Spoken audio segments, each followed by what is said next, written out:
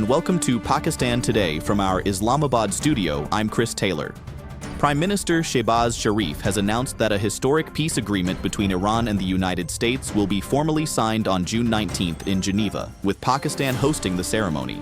Addressing the National Assembly, the Prime Minister described the agreement as a major diplomatic achievement following months of tensions and conflict. He said the world is witnessing the rise of peace through dialogue and diplomacy, and praised the contributions of U.S. President Donald Trump, Iran's leadership, and regional partners involved in the process. Shehbaz Sharif also highlighted Pakistan's diplomatic engagement, saying the country played an important role in helping reduce tensions and remains committed to peace, stability, and constructive international cooperation. In a related development, Iran's ambassador to Pakistan, Reza Amiri Moghadam, has praised Pakistan's government, parliament, and diplomatic leadership for their efforts in facilitating the Iran-US ceasefire and peace agreement. During a meeting with National Assembly Speaker Sardar Ayaz Sadiq at Parliament House, both sides discussed bilateral relations, regional developments, and the peace accord.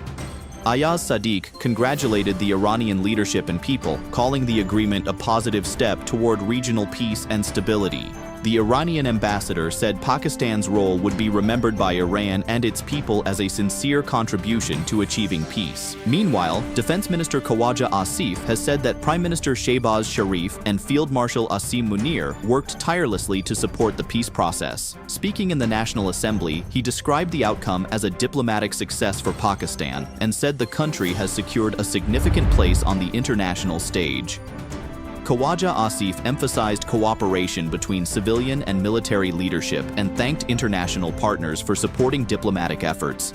He also expressed hope that progress through dialogue could contribute to resolving the Palestine issue, including the rights of the people of Gaza, while stressing the importance of national unity in advancing economic development and counter-terrorism objectives. Romania's Foreign Minister Oana Toiu has highlighted Pakistan's diplomatic role in ongoing Middle East peace efforts during a telephone conversation with Pakistan's Deputy Prime Minister and Foreign Minister Ishaq Dar. She said they discussed the reopening of the Strait of Hormuz, the U.S.-Iran agreement, and the timeline for its official signing.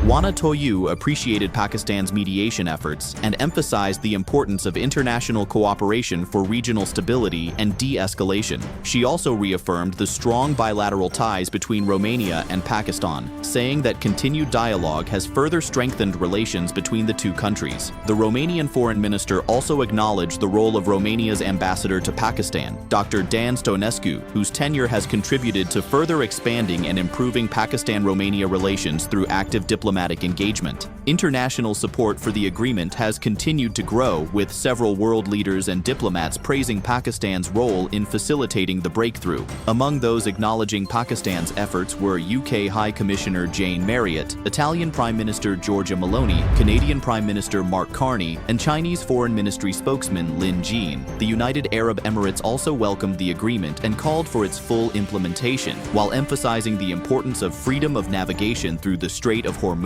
Leaders highlighted dialogue and diplomacy as essential tools for promoting regional peace and stability. Turning to economic news, Punjab's budget for the fiscal year 2026-27 will be presented tomorrow, June 16th. The budget, approved by Chief Minister Maryam Nawaz Sharif, has a total outlay of 5,131 billion rupees. Provincial expenditures are estimated at 3,569.6 billion rupees. The development allocation has been set at 752 billion rupees and will cover 3,560 ongoing and new projects. Key spending areas include health, education, infrastructure, sports, and social welfare. Planned initiatives include cancer hospitals, universities, laptop and farmer support programs, sports facilities, road projects, healthcare clinics, urban development schemes, and education leadership programs across the province. And finally, the Pakistan Cricket Board has announced major reforms to its central contracts system beginning with the 2026 contract cycle. Under the new performance-based framework introduced under PCB Chairman Mohsin Naqvi, the previous A, B, C, and D categories have been replaced with 5 format-specific contract tracks. The system is designed to separately evaluate red ball, white ball, T20, and franchise specialists according to their performances in each format. Test cricketers will also be allowed to participate in leading international red ball leagues. PCB officials, including Director High Performance Aqib Javed and Head Coach Mike Hesson, said transparency, fitness standards, medical clearance, and domestic cricket performance will remain central to the new structure. That's all for now. You're watching Pakistan Today. I'm Chris Taylor.